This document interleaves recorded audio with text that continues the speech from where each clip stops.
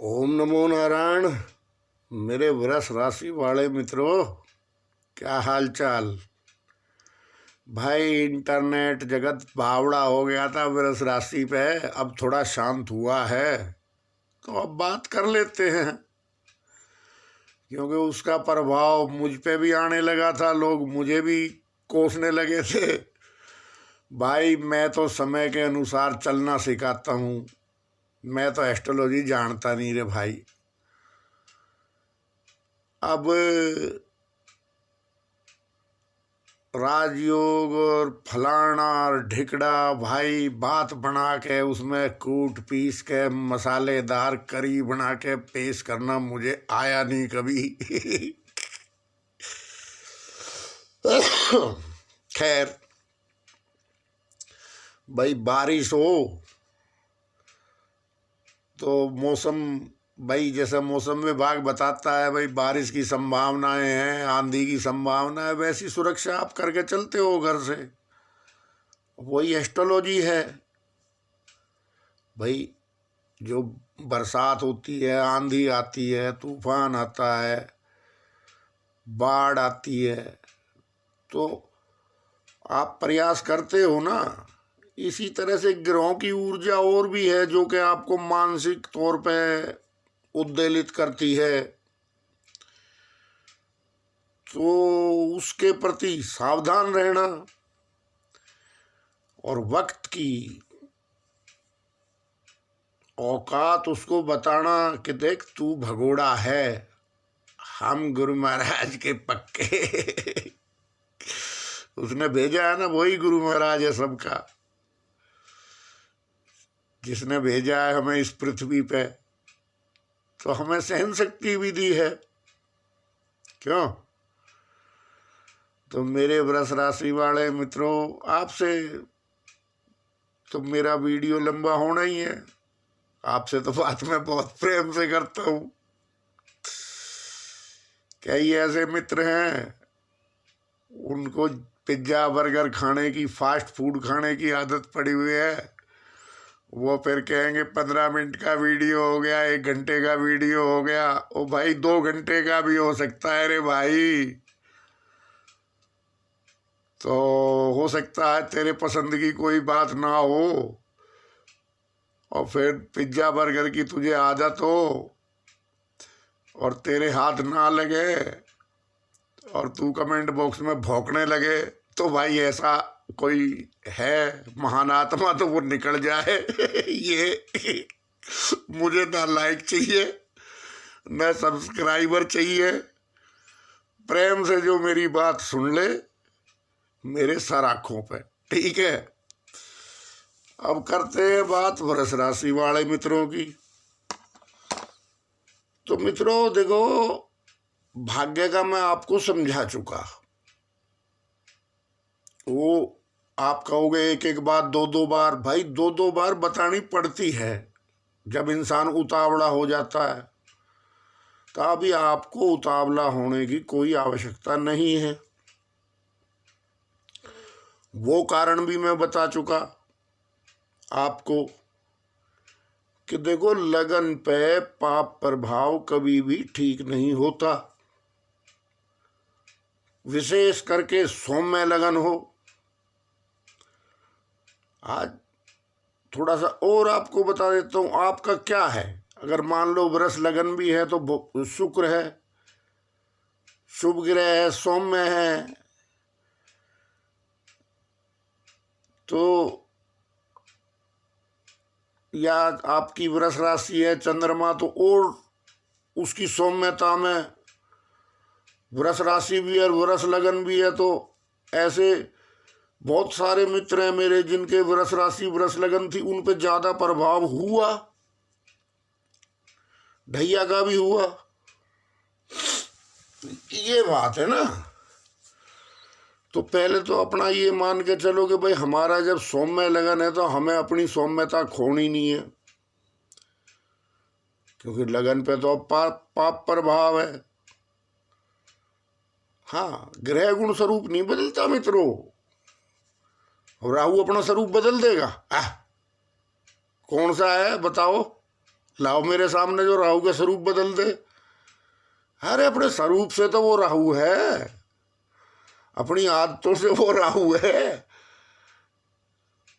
अभी वो आपके लगन पे चल रहा है या राशि पे चल रहा है, तो आपको कोई भी बात को तूल नहीं देना चाहिए इस टाइम पे। भाग्येश भाग्य में है, ये प्लस पॉइंट है। वो आपके भाग्य को हर कीमत पे बढ़ाएगा। अब क्या होगा कि फरवरी में ये पाप प्रभाव बढ़ जाएगा। फरवरी में मंगल भी आ जाएगा राहु के साथ, और अप्रैल तक ये रहेगा।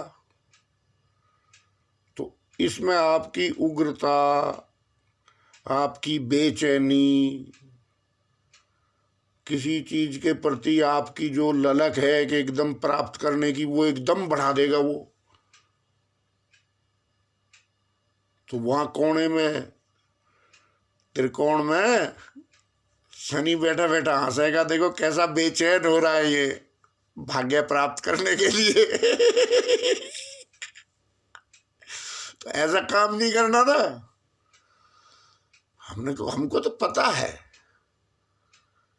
जहां हमने जल्दबाजी की, जहां हमने अधीरता दिखाई, वहां हम अपने प्रयास से चूके। स्टेप बाय स्टेप चलना है, ठीक है ना। तो नहीं तो वो नीच का है,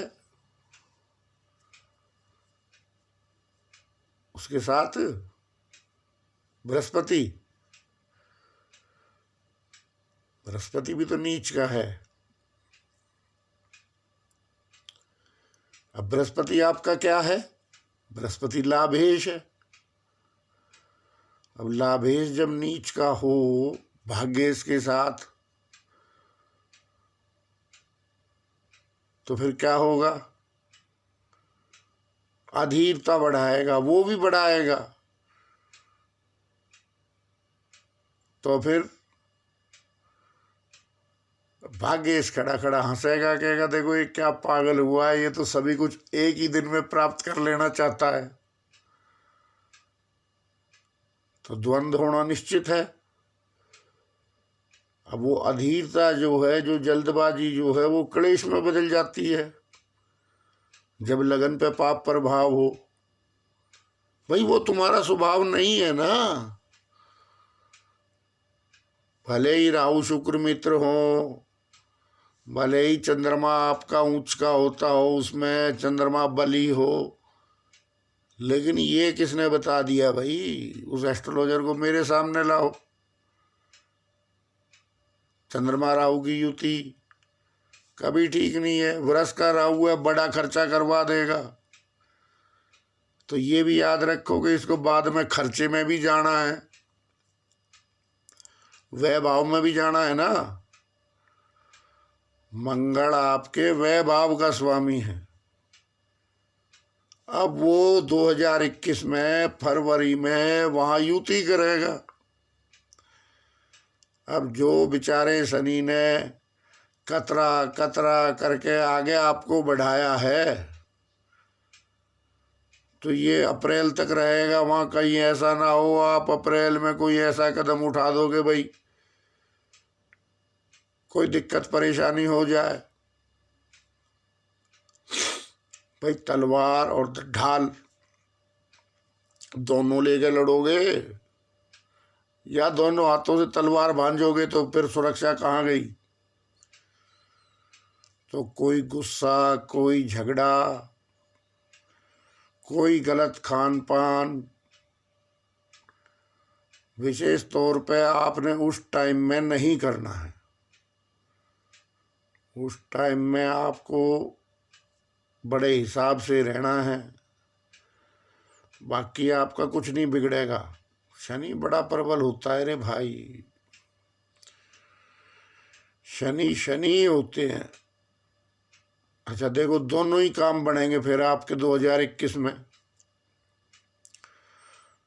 अप्रैल में फिर गुरु भी निकल जाएंगे आगे कुंभ में, और भाई मंगल भी निकल जाएगा। तो मंगल से तो कोई बात नहीं है, मंगल से तो खाली गुस्सा बढ़ेगा आपका, आपकी अधीरता बढ़ेगी। लेकिन जो है मंगल के दुष्प्रभाव ये है, राहु मंगल युति के किसी भी एक्सीडेंटल पोजीशन, जो भी के एक्सीडेंट, हमारे एक मित्र है वकील साहब, वो कहते हैं एक्सीडेंट की कोई परिभाषा नहीं है, कभी भी हो सकता है, कहीं भी हो सकता है। और मैं उनसे बहस करता हूँ कि नहीं वकील साहब, हैं एस्ट्रोलॉजर हैं वो भी। तो इस तरह से जब पाप प्रभाव ज़्यादा होगा और दो विरुद्ध ग्रह जैसे मंगल और राहु, तो वो साथ साथ होंगे, युति में होंगे, बराबर डिग्री में होंगे, उसकी संभावना बढ़ जाती है। तो फिर वो मानते हैं मेरी बात कि हाँ संभावना एस्ट्रोलॉजिकल बढ़ जाती है। तो इसलिए कोई भी ऐसा कदम आपने उस काल में नहीं उठाना है। आप समझ लो 10 फरवरी से अप्रैल लास्ट तक, ठीक है ना, उस टाइम पे ये युति आपके लगन पे भारी रहेगी। भारी कब रहेगी कि जो अगर आपका खान पान भी फिर उग्रता वाला हो गया, आप मेरे को कहते हो भाई एक ही बात 100 बार कहता है, भाई 100 बार कहनी पड़ती है जब ऐसी स्थिति होती है। सौम्य शुक्र सौम्य ग्रह है, बुध सौम्य ग्रह है, चंद्रमा सौम्य ग्रह है। तो पाप प्रभाव जब इन पर पड़ता है तो बहुत भयानक असर डालते हैं ये। तो 2021 में आपको विशेष स्थितियां जो है वो बता दी। कर्म आप करते रहो अपना, कर्म में कोई दिक्कत नहीं है, ठीक है ना। शरारतों के लिए मार्जिन बिल्कुल नहीं है, ठीक है। क्या बात है। कई मित्र गुस्से में आ जाते हैं, तो शरारतें नहीं करनी। अभी देखो आपको तो पता ही है, ये एक लहर और आएगी, अब पता नहीं किस चीज़ की आएगी। वैसे भी इंसान को बच के चलना चाहिए, बड़ा खतरनाक जमाना है, बायोलॉजिकल वार का टाइम आ चुका है। तो बच के रहो मित्रों, ठीक है। तो अब कहोगे उपाय, भाई उपाय भी तो जरूरी है ना। अब उपाय मैं क्या बताऊं आपको कि भाई ये चीज़ यहाँ गाड़ देना, ये चीज़ यहाँ छुपा देना, ये ऐसे घुमा के फेंक देना। क्या बताऊं, बताओ। भाई क्योंकि इंसान चाहता फटाफट में जैसे ये लौंग घुमा के फेंक दी, मेरी बला भी ऐसे ही फेंक जाए। अब लोगों ने उसका बड़ा नाजायज फायदा उठाना शुरू कर दिया। भाई कम से कम में बला तारना कौन नहीं चाहेगा। और फिर मैं ऐसे ही ठाट करते रहूं जैसे कर रहा था। ओ भैया ग्रह हैं वे, ठीक है। तो क्या करना है आपने, देखो शुक्र और चंद्रमा ये दोनों कन्या पूजन से, जैसे छोटी कन्या है 9 साल तक की, उसको आप जो है कोई भी, या तो उसके स्कूल की फीस है या वस्त्र है या जो ज़रूरत है बच्चे की, मैं ये नहीं कहता, तो ऐसे गरीब कन्याओं को 9 साल तक की हो, ये तो करना ही चाहिए। वर्ष वालों को थोड़ा सा एक नियम बना लेना चाहिए तो जैसे मैंने पहले भी वीडियो आपको डाला था, तो जो गरीब कन्या है, बेसहारा कन्या है, उनकी आप जो है हेल्प करो। 9 साल तक की जो, या किसी गरीब आदमी की कन्या है, उसको पढ़ाई लिखाई में सहयोग करो। कन्या पूजन का क्या मतलब है? हाँ, कन्या पूजन का मतलब तो आपको एक रास्ता दिखाना है कि भाई देखो, ये अगर आप कन्या पूजन करोगे तो तुम्हारा ऐश्वर्य बढ़ेगा।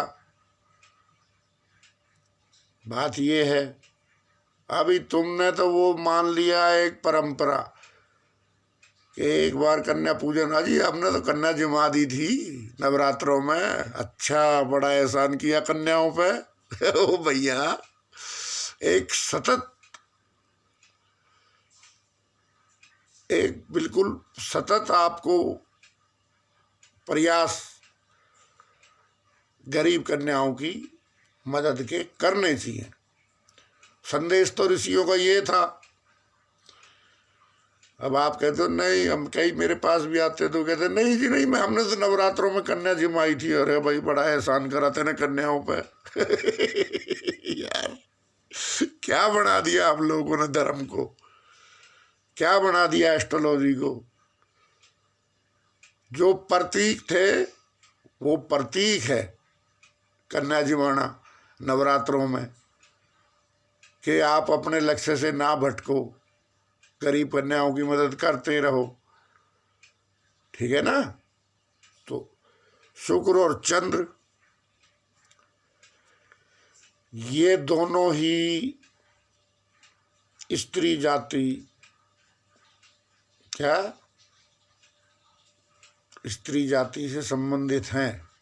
चंद्रमा, तो वो माँ समान जो स्त्रियां हैं आपकी, उनकी सेवा करो आप। बहुत आश्रम है आसपास, देखो तो नज़र उठा के करो मदद आप। क्या तो आपका खूब बढ़िया एकदम, ये राहु भी बहुत ऐश्वर्य देगा। शुक्र के सामने राहु बोलता नहीं है। अगर आपने शुक्र साध लिया, फिर राहु चुप। ठीक है ना? तो अब ये जो इस प्रकार की युति है, इसमें थोड़ा सावधानी पूर्वक उपाय भी आपको बता दिया। मुझे पता है वे लौंग वोंग घुमा के फेंकने वाले अब भी भौंकेंगे कमेंट बॉक्स में, लेकिन अब क्या करें, करना तो पड़ता है, बताना तो पड़ता है। तो एक कन्या पूजन का आप कोई भी नियम ले लेना, कम से कम ये इतने दिन तो ले ही लेना। और दूसरा, हनुमान जी है और गौ माता है। ठीक है ना? तो जो वैसे तो लाल गाय विशेष है इसमें, लेकिन वो बाद में कोई भी गाय हो, बेसहारा गाय हो, उसको आप चारा डालो, उसका इलाज कराओ। भारी संख्या में जो मेरे मित्र हैं अब जाने लगे हैं, वो आके मुझे बताते हैं, यहाँ हमारे दिल्ली में संजय गांधी अस्पताल है, तो वो कहते हैं कि भाई मान गए, तेने ऐसी जगह पे भेजा, हमारी जिंदगी सफल हो गई। एक बार आप भी जाओ तो। बहुत दुखी हैं जानवर भी, आपको अपना दुख ज्यादा लगता है। अरे दुखों से भरी पड़ी है रे भाई ये दुनिया। तुम जाके किसी का दुख दूर करो, फिर देखो वो परमात्मा खुश हो जाएगा, वो तुम्हारा दुख दूर करेगा ना। यहाँ तो लौंग घुमा के फेंक दी बा निमटे बाकी अपने कोई क्यों भैया? तो पशु पक्षी, आत्मा तो उसमें भी है ना। तो एक बार आसपास गौशाला में जाओ, देखो, वहाँ का सिस्टम भी समझो, तो तुम्हें पता लगेगा कि सिद्धों की क्या हालत है और गिद्धों की क्या हालत है। गिद्धों की तो मौज आ रही है क्या। तो भाई थोड़ा सा दान पुण्य अपना बढ़ा लो, भाग्य प्रबल है, आगे आगे बढ़िया रहेगा आपका, कोई दिक्कत नहीं है। उसके बाद कर्म भी प्रबल हो जाएगा। 1.5 साल बाद शनि वहाँ आ जाएंगे अपने कर्म में भी। तो शनि की जब तीसरी दृष्टि खर्चे पे पड़ेगी तो अपना आप खर्चा तो आपका कम करवा देंगे। फिलहाल मुझे खतरा नजर आ रहा है,